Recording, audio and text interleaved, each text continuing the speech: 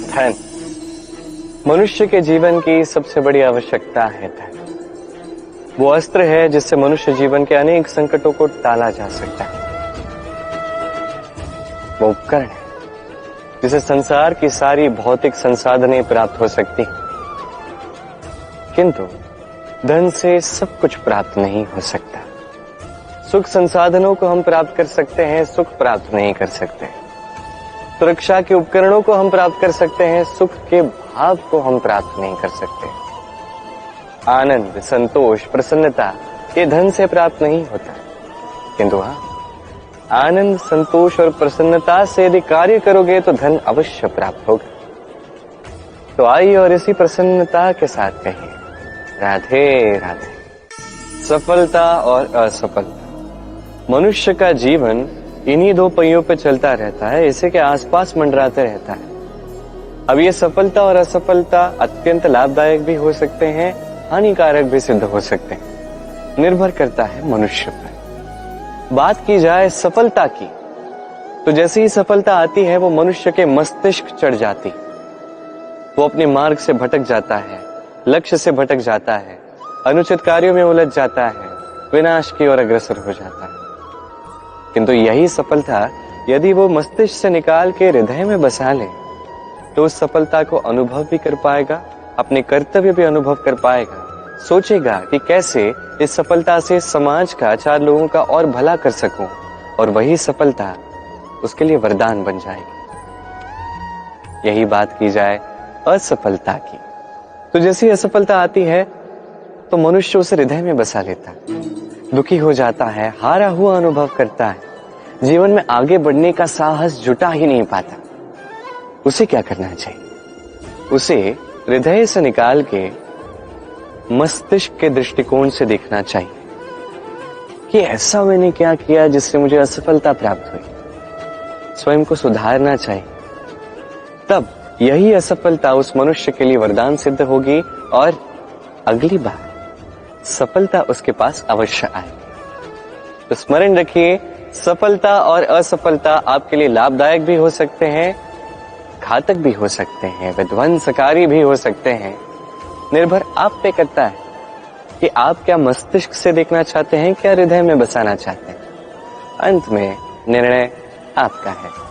आइए और मेरे साथ प्रेम से कहिए राधे राधे। जीवन में क्षमा मांगना फिर भी सरल है, क्षमा कर पाना अत्यंत कठिन है।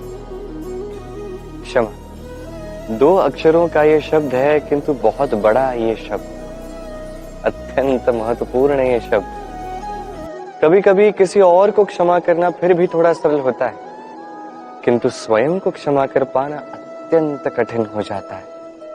भूतकाल में हमसे कोई भूल हो जाती है जिस कारण से हम स्वयं को क्षमा ही नहीं कर पाते। कई बार वो ऐसी भी भूल होती है जिसके विषय में केवल हमें ज्ञान है, पर हम स्वयं को क्षमा ही नहीं कर पाते और हमारा विकास वहीं रुक जाता है। क्योंकि यदि आप क्षमा कर पाना सीखे नहीं, स्वयं को यदि आप क्षमा नहीं कर पाते, तो ये आपके जीवन की सबसे बड़ी बाधा बन जाती है। तो जीवन में निश्चित रूप से सीखिए कैसे स्वयं को क्षमा करना है, और सीखिए कि की हुई भूल पुनः कैसे नहीं दोहरानी है। ये मन हल्का होगा और प्रसन्न होकर कहेगा राधे राधे।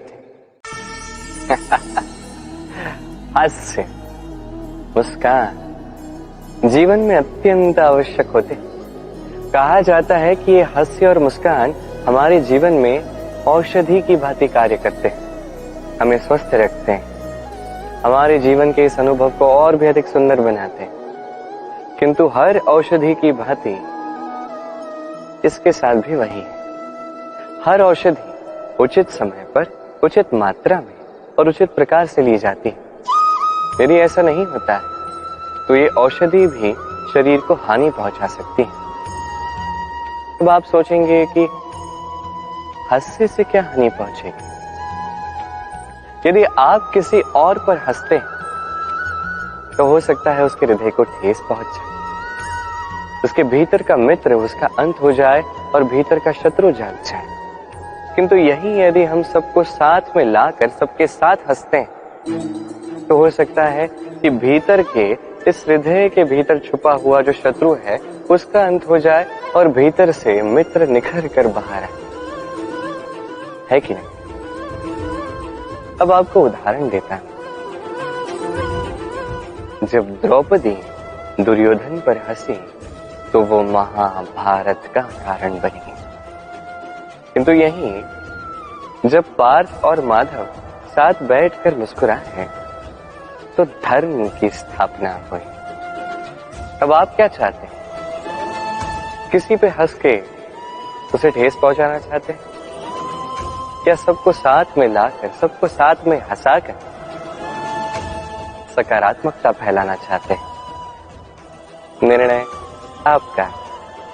आइए और मेरे साथ प्रेम से कहिए, राधे राधे। मनुष्य के जीवन में सदैव कुछ न कुछ घटित होता ही, कभी कुछ अच्छा होता है, कभी कोई दुर्घटना होती है। अब जैसी दुर्घटना होती है, मनुष्य ईश्वर से प्रार्थना करता है कि हे ईश्वर, मुझे बचा लीजिए, इस संकट से मुझे निकाल लीजिए, या तो वो सारा दोष डाल देता है अपने प्रारब्ध, अपने भाग्य पर। किंतु यदि आप गहन मंथन करें तो हर एक दुर्घटना, हर एक बाधा, हर एक संकट आपके जीवन में एक ही उद्देश्य के लिए आते हैं, आपको और योग्य बनाने के लिए। यदि आपको उदाहरण दूं तो वर्षा की ऋतु में जब प्रचंड मात्रा में वर्षा होती है, छत से जल टपकता है, तब आप निश्चय कर लेते हैं, ठान लेते हैं कि अब मैं इस छत को नए जैसा बनाऊंगा और शक्तिशाली बनाऊंगा और दृढ़ बनाऊंगा। आपके जीवन में जब रोग आता है, तत्पश्चात आप स्वयं को और सावधान बना देते हैं, सतर्क बना देते हैं, ठान लेते हैं कि ये दोबारा नहीं होना चाहिए, है कि नहीं? ये कठिनाइयां, ये दुर्घटनाएं, ये संकट, ये जीवन में आएंगे आपको और श्रेष्ठ बनाने के लिए। आप पर निर्भर करता है, आप इसे प्रारब्ध की लात समझते हैं या ईश्वर का संकेत समझते हैं जो आपको और श्रेष्ठ बनाना चाहते हैं। निर्णय आपका है। आइए और मेरे साथ प्रेम से कहिए, राधे राधे। पूरी द्वारिका में केवल एक ही व्यक्ति है जो इतनी प्रातःकाल महादेव के दर्शन के लिए यहाँ आया है, परंतु प्रतीत होता है कोई विशेष ही भक्त है। इन महानुभाव से तो भेंट करनी ही होगी।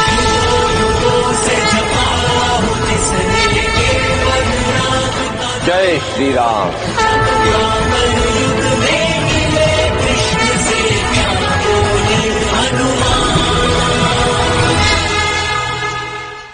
संसार में दो प्रकार के मार्ग होते हैं, उचित मार्ग और अनुचित मार्ग। एक शुभ की ओर ले जाता है, एक अशुभ की ओर ले जाता है।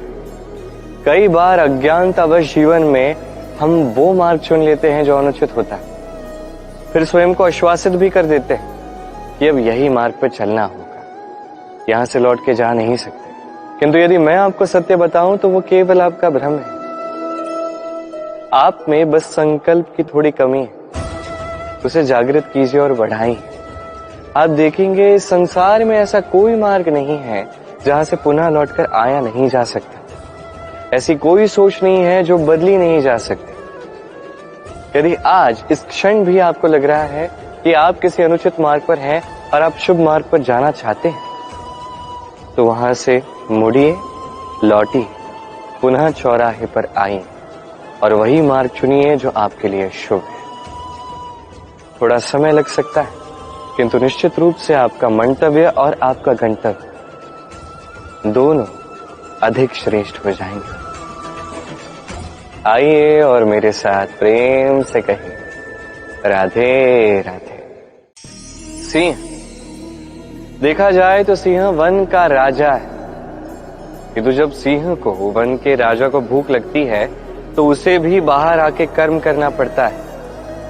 कोई मृग स्वयं सिंह के पास आके ये नहीं कहता कि अरे आप तो वन के राजा हैं, आप मुझे भोजन के रूप में स्वीकार कर लीजिए, मैं अपने प्राण दान देने के लिए सज्ज हूं। ऐसा तो नहीं होता। सिंह को गुफा से बाहर आना पड़ता है, वन में भटकना पड़ता है, घात लगानी पड़ती है, हर प्रकार का परिश्रम करने के पश्चात उसकी भूख शांत होती है। मृग स्वयं उसके पास चल के नहीं आता। वैसे ही जीवन में क्या सफलता हमारे पास चल के आती? कदापि नहीं आती। तब तक नहीं आती जब तक हम परिश्रम की ओर चलना आरंभ नहीं करते।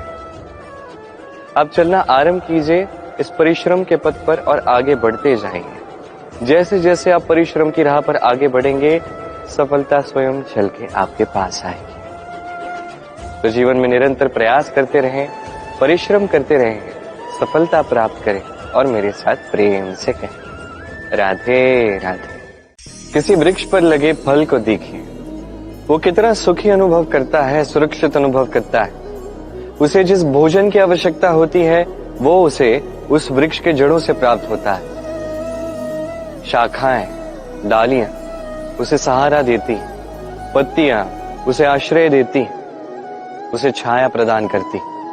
किंतु वो फल यदि वही रहे तो क्या होगा? उचित होगा? नहीं, उस फल को टूटना होगा, धरा पर गिरना होगा, बिखरना होगा, अपने एक बीज को धरा के नीचे अंधेरे में पहुंचाना होगा। तत्पश्चात वो रूप बदलेगा और एक अंकुर के रूप में निर्माण होगा। अंकुर जो वृक्ष में परिवर्तित होगा, वृक्ष जो ऐसे अनेक फलों को जन्म देगा। ऐसे ही यदि आप भी जीवन में कुछ महान करना चाहते हैं, श्रेष्ठ करना चाहते हैं, तो आपको भी अपने सुरक्षा क्षेत्र से बाहर आना होगा और कर्म करने होंगे। देखिए, स्वर्ण को भी कुंदन बनने के लिए तपना पड़ता है। आपको भी महान बनने के लिए कर्म तो करने ही होंगे। तो कर्म कीजिए, महान बनिए और मेरे साथ प्रेम से कहिए राधे राधे।